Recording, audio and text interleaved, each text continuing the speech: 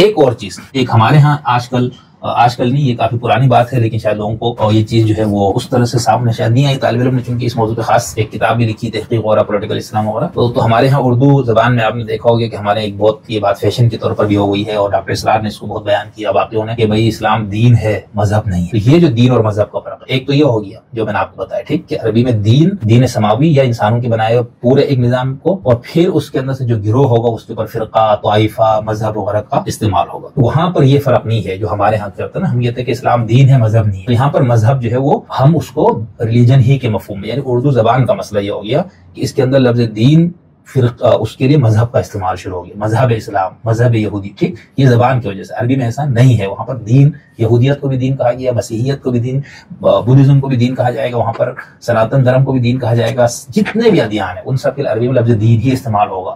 لفظ مذہب استعمال ادیان کے لیے نہیں ہوگا. ایک تو وہ فرق. دوسرا ہے ہمارے ہاں جو فرق کیا جاتا ہے وہ پولیٹیکل اسلام والوں نے خاص طور پر کیا. ان کا یہ کہنا ہے، اس کا خلاصہ، کہ بھائی دین تو پورے ایک نظام کا نام ہے، ٹھیک ہے، سیاسی، معاشی، عسکری، پورا ایک سسٹم دیتا ہے، ملک کو سسٹم چلانا، نظام کی جو بات.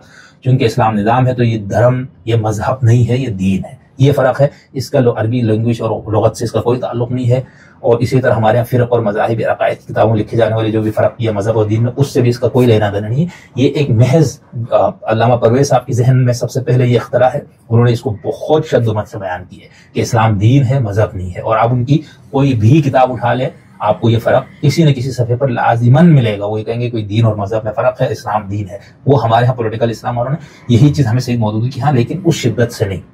یہی چیز ہمیں ڈاکٹر اسرار اور اسی طرف اشارے کرتے ہیں ہمارے ہاں کچھ اور جو پولیٹیکل اسلام والے، کہ اسلام کو لوگوں نے دین مذہب سمجھ دیا ہے جبکہ یہ مذہب نہیں ہے. تو یہ ایک فرق. یہاں پر میں ایک حوالہ دیتا ہوں کہ یہ جو فرق دین اور مذہب کا آخری والے میں کر رہا ہوں، یہ پولیٹیکل اسلام کی بیسس پہ بننے والا فرق ہے.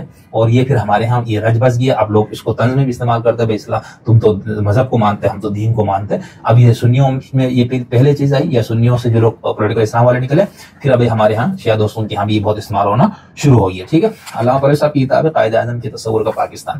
اس کے اندر انہوں نے یہ بتایا ہے کہ بھائی دین کیا ہے اور مذہب کیا ہے. ٹھیک، صفحہ نمبر 68.